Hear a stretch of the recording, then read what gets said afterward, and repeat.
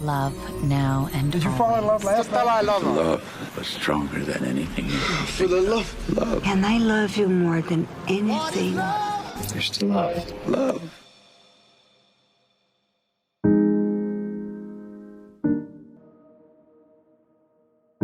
From the New York Times, I'm Anna Martin. This is Modern Love. Our show is inspired by the Modern Love column and by all the messiness of trying to love, trust, and stay connected to other people.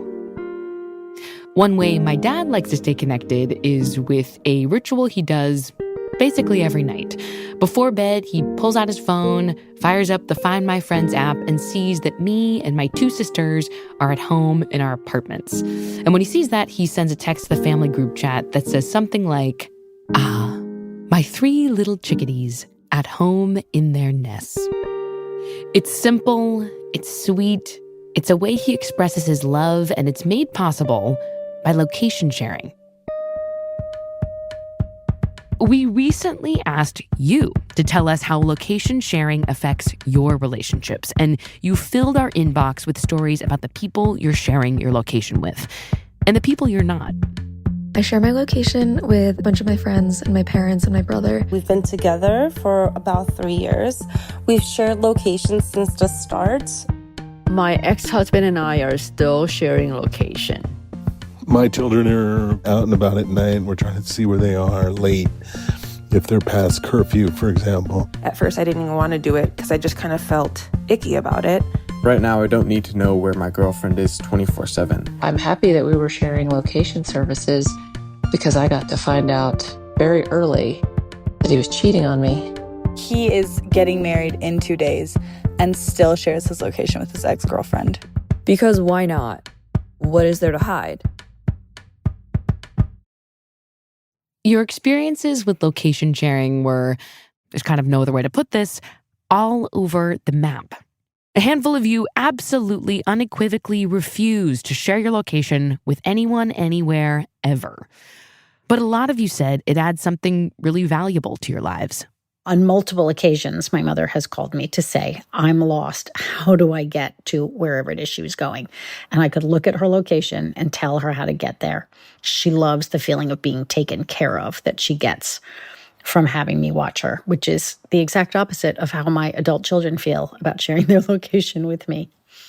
My brother David has Down syndrome, and when I see him, every once in a while, he'll just open up his phone and he'll show that both of us are in the same place, and he'll just burst out in happiness. Probably about 45 minutes or so into the hike, I realized I was pretty lost. I couldn't make heads or tails of the map that I had, so I ended up calling my partner. He was actually able to locate me on the map.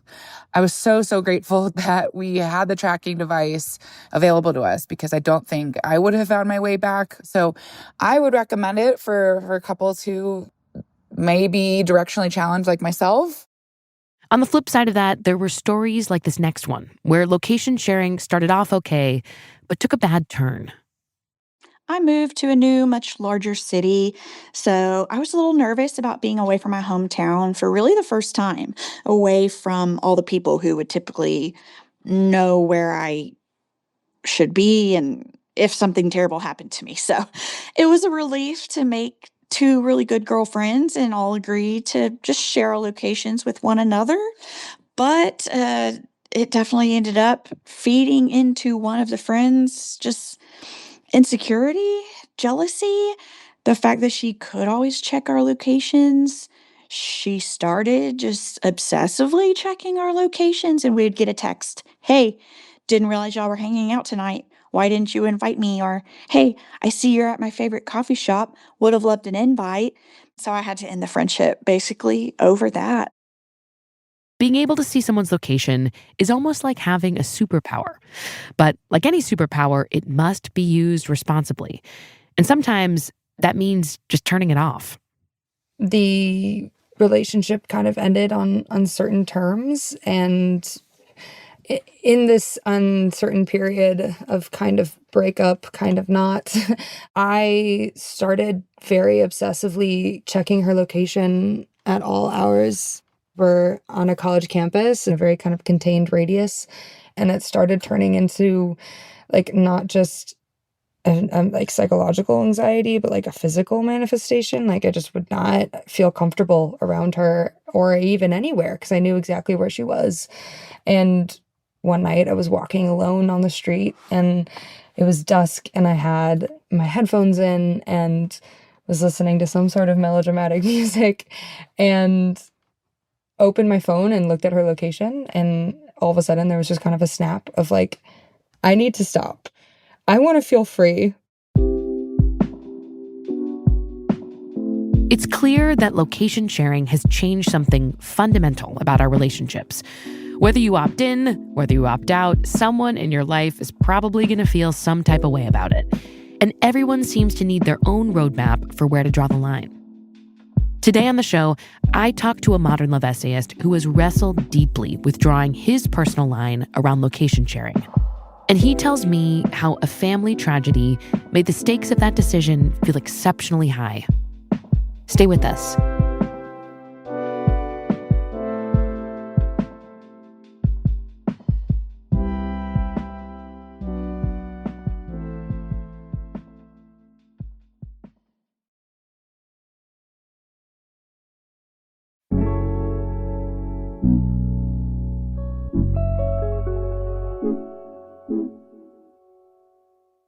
When Arlon Jay Staggs was a little kid, he had a lot of room to wander. Whatever you picture of a boy growing up in rural Alabama, that's exactly what it looked like in the 80s. There were all of these trails through the woods and creeks, and our parents never knew where we were.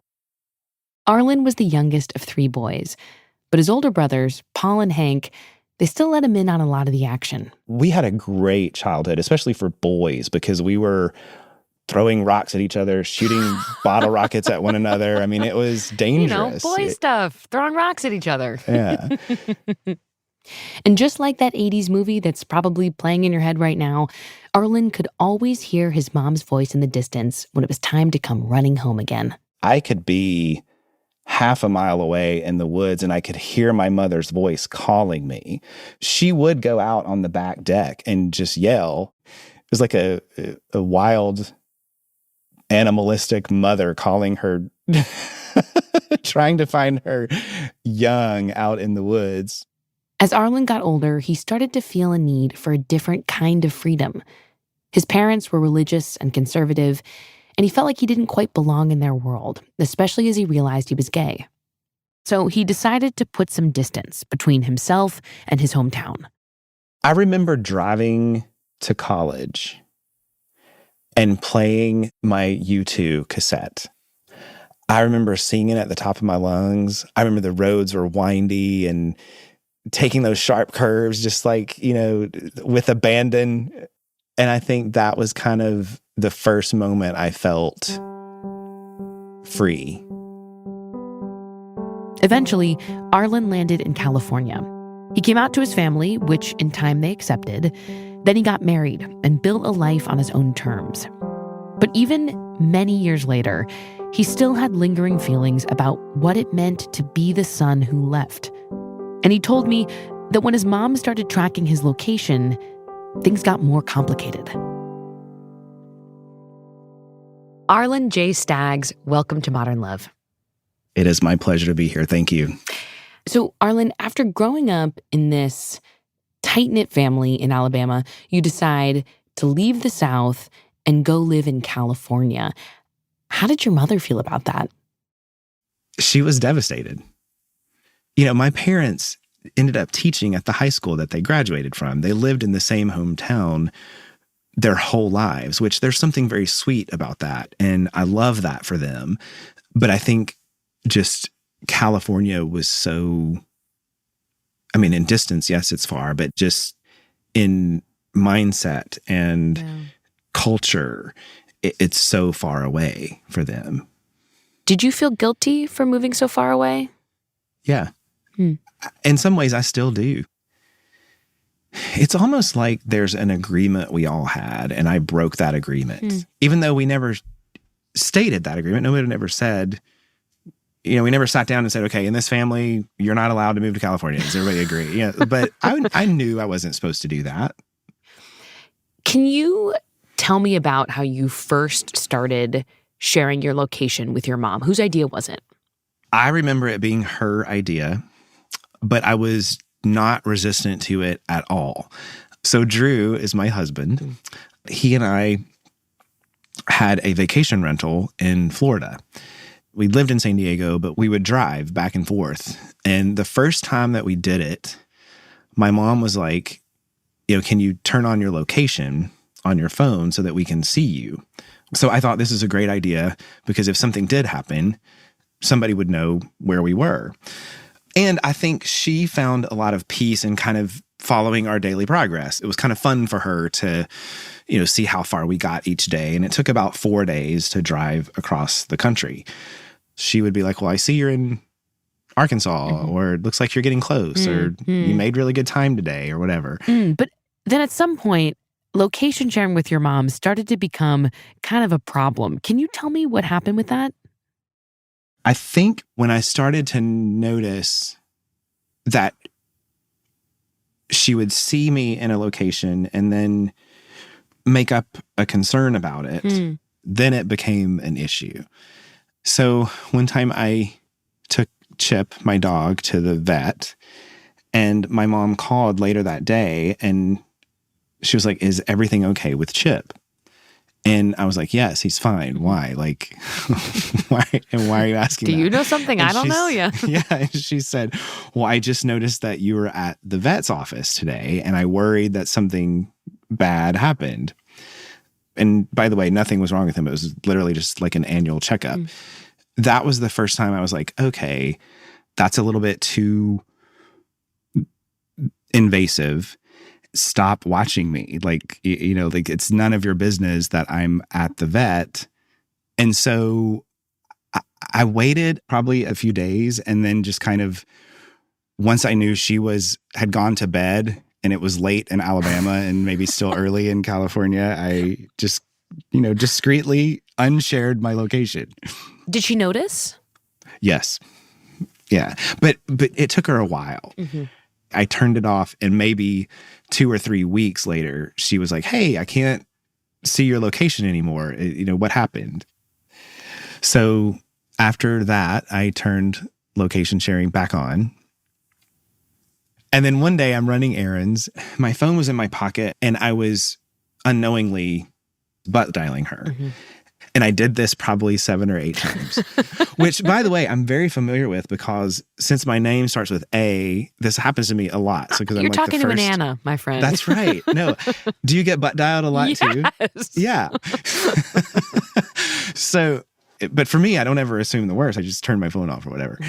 But when I got back in the car and I realized that I think she had even maybe called back each time and she had texted me like, what's going on? And why do you keep calling me? And so I called her and she had made up this whole story about how she was afraid that I had been kidnapped and locked in a trunk or maybe I was in a ditch somewhere. And the only way I could communicate with her was like butt dialing for help. But she could see your location. Couldn't she see that you were in like She saw me in the Sam's Club. So I think she thought I was in the parking lot, tied up in the trunk of a car. I mean, you're laughing now, but it sounds like she was really scared. Yeah. I mean, I don't know how committed she was to that interpretation, but that was the interpretation she had. And it was clear to me at that point that she's really going to a dark place about it. Yeah. And I don't know how much it serves her to know where I am. And after that, I turned location sharing back off. Were you just turning on and off and on and off and on and off your location sharing for like years? Maybe for a year. Okay. I usually blamed it on technology. That was my go-to scapegoat. What do you mean? Is I would say, oh my gosh, my phone must have updated again, or, and it must have turned my location off. Let me turn that back on for you. Like I would blame the iPhone. I would never say, I turned it off. Because why? This is one of those questions I have to think about because I don't know really.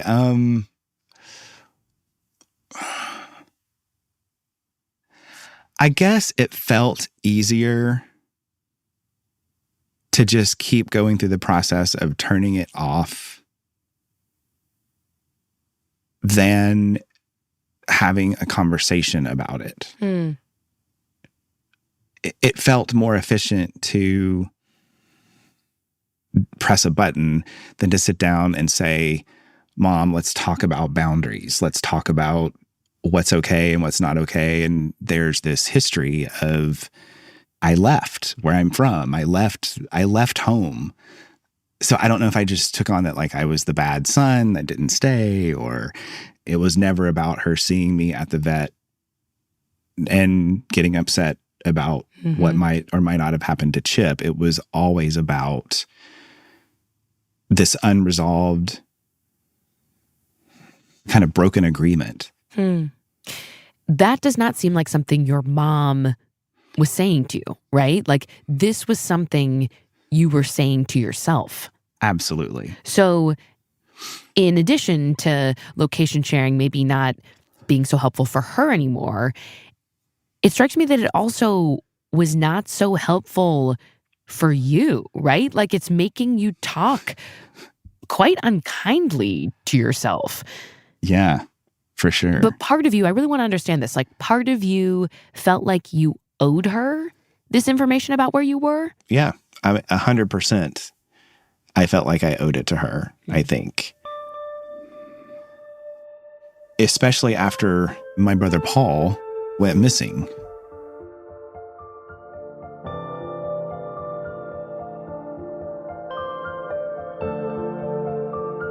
We'll be right back.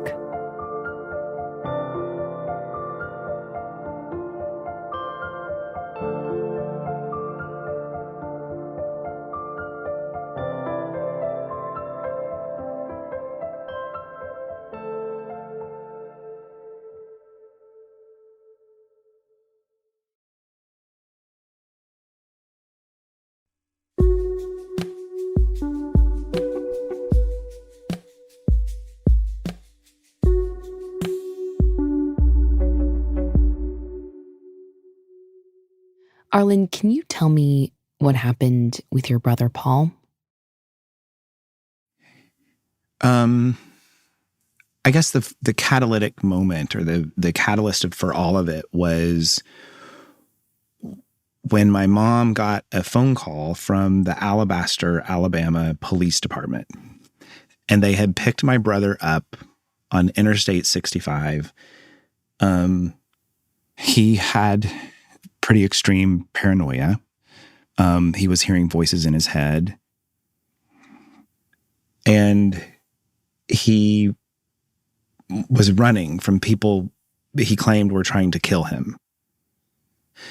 And, this was a very shocking phone call to get because Paul had always been a little troubled. And as a kid, I just remember him being grounded a lot and, lots of teenage door slamming and loud 80s metal music playing, from his room. And that just kind of continued through his life, like he was just constantly unsettled. But he was never at that level of, a mental illness. And so that was kind of the first moment that kind of, in a sense, woke us all up to like something deeply troubling is going on with Paul. Did you eventually find out what was happening with Paul? At the time, he was diagnosed with cannabis-induced psychosis. Okay. And what doesn't make sense about that to me is, from what I've read about that, is most cases, they can be that severe, but then it kind of goes away, it tapers off. And his did not. His continued and even got worse. When you say things got worse, can you share a little bit about what that means? Yeah. He Well, they got a little better in the beginning because they gave him some medication, which helped. And he lived with my parents for a while. And the deal with my parents was, they said, you can live in our home as long as you need to, but you have to take your medication. And one day he just said, I don't want to take it anymore. I'm going to leave. And he did. And then what? Did you know where he was? No. We would get these calls. The first call that Mom got was from Tallahassee, and the authorities in Tallahassee had essentially rescued him from some kind of pond or swamp. I remember they mentioned that there were alligators in the body of water that he was in, and he always called the people that were trying to kill him the goons, and he was claiming that the goons had put poison on his skin. So he was in that water trying to wash the poison off of his skin. Oh my gosh. And then they got a call from Tyler, Texas, and it was a psychiatric hospital. And, the nurse had a conversation with my mom. And I remember Mom said that her brother, the nurse's brother, also had a similar condition. And, she was like, unless they take their meds, there's really nothing you can do. And that was the last call that Mom got, I think. What was it like not knowing where Paul was? What was that like for you emotionally? I'd like to say that I had this deep concern for Paul, and I really wanted to go out and help Paul. But I think Hank and I both became very protective of Mom because she was worried about Paul enough for everybody that I was starting to see her lose herself in that loss. And she would get lost in telling us all the specific details over and over and over again. We would go all the way back to Alabaster, Alabama, and exactly what the police officer said on the phone, exactly what the receptionist at the hospital was wearing, exactly what the muffin tasted like in the cafe where she bought a muffin. I think it was her way of saying, this is how we got here, and I need to make sense of how I lost my son. Arlin, not too long after that, your family experiences a really sudden loss. Can you tell me what happened? Yeah. My dad went in for a heart procedure in 2022, and he was just going to have a stent replaced. It's supposed to be a very easy procedure. They don't even use anesthesia. But when they were done with the procedure, they fixed the stent, and he coded, and he didn't make it. Oh my gosh, I'm so sorry. Thanks. That is so much for your family to go through. Yeah. Well, I remember at Dad's funeral, my brother Hank and I both gave a eulogy. I just remember stopping in the middle and I asked the congregation if we could pray for Paul. And I prayed that God would show us where he is. And 4 months later, he was found dead in Las Vegas. How did you find out about Paul's passing? I got a call from the coroner's office in Las Vegas. On Tuesday, I get the call. My mom's birthday is Wednesday. And then Thanksgiving is on Thursday. My gosh. So I called Hank and I said, we need to go and tell Mom. I was in Florida at the time. He was in Nashville. So I get in the car. We meet at my mom's house in Alabama. And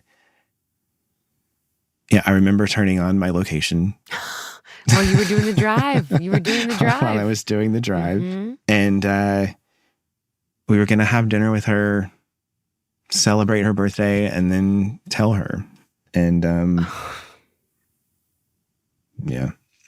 When you did tell her, what was that like?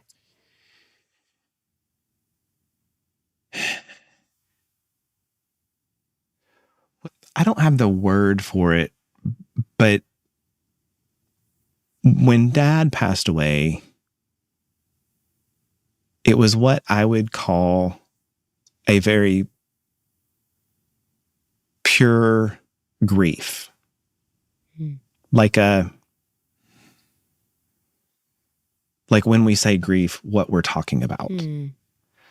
When Paul passed, there was definitely grief, but it was mixed with relief and closure and you knew where he was. We knew where he was. And I remember both of us just holding her. She just cried and cried and cried for what felt like a really long time. And I remember the position of my body was so uncomfortable. My leg was falling asleep and my back was starting to hurt. But I could not break that blob that we made by hugging her. What a word. I mean, it's just, yeah, in a blob. Mm-hmm. You said when you were driving back home to tell your mother about Paul's passing, you turned your location back on. Yeah. Did you ever turn it off again? Yeah, I mean, maybe I had gone on one of my trips to reflect and grieve and pray, and I don't know what prompted me to turn it off, but at some point I did turn it off again. Mm-hmm. And then a few months later, Mom comes to visit me in Florida, and I was taking her back after her visit to the airport, and then I come in and I kind of walk her to the TSA line. And I remember I hugged her, said goodbye, I love you. I'm just kind of standing there watching her. And she hands her ID to the officer. She starts to put her bag up on the machine. And the sadness overwhelmed me. That scene of her doing all those things all by herself, I just felt like somebody should be getting on that plane with her. Somebody should be putting her carry-on in the overhead bin for her. Somebody should be there with her. She's just kind of always been surrounded by these strong men, and now she's doing all this by herself. And by the way, she's an incredibly strong woman. Of course. Not to invalidate her at all. And she wasn't falling apart. I was. Yeah.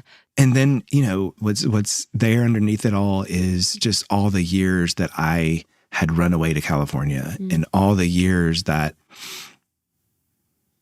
I wasn't there, and the birthdays where I just called and sent flowers and I wasn't there for the party. I went back to my car and just sort of allowed myself to cry about Dad, to cry about Paul, to cry about her.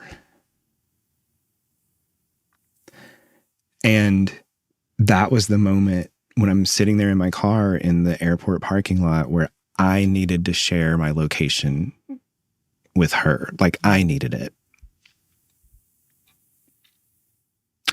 And I almost felt like, it was almost like being a little boy again. Like, there I was lost in the woods, and I'm going to say, here I am.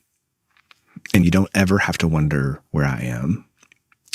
And that's when it started to give me peace. To know that she could get peace by looking at that. You know, Arlin, it's interesting you say that because we've been talking all this time about location sharing, but it strikes me that, really what we're talking about is your family relationships, right? Mm-hmm. Your complicated, joyful, devastating, beautiful family relationships. I mean, it's yeah, and we're also talking about this dance between boundaries and grief and how the two interact. Yeah. Because it was the grief that had the boundary fall away. And I think it's almost like, I think the simplest example of that is, it would be really weird for me to pass you on the street, Anna, and then just grab you and hug you. But if I were to pass you on the street and I know you just lost your dog, it would not be weird for me to grab you and hug you because the grief changes that boundary. And I think maybe that's what we're having a conversation about. Yeah. It's just so much more than toggling a little switch. It is. It definitely feels like an act of love.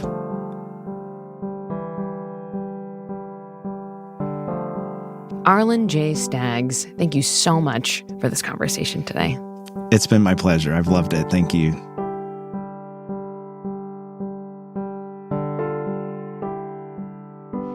If you'd like to read the essay that inspired this episode, you can find the link in our show notes. The Modern Love team is Amy Pearl, Christina Josa, Davis Land, Emily Lang, Jen Poyant, Lynn Levy, Reva Goldberg, and Sarah Curtis. This episode was produced by Reva Goldberg. It was edited by Lynn Levy and Jen Poyant. This episode was mixed by Efim Shapiro with studio support from Maddie Masiello and Nick Pittman. Fact-checking by Will Peischel. The Modern Love theme music is by Dan Powell. Original music in this episode by Alyssa Moxley, Dan Powell, Marian Lozano, and Pat McCusker. Special thanks to Mahima Chablani and Jeffrey Miranda. The Modern Love column is edited by Daniel Jones. Mia Lee is the editor of Modern Love Projects. If you'd like to submit an essay or a tiny love story to the New York Times, we have the instructions in our show notes. I'm Anna Martin. Thanks for listening.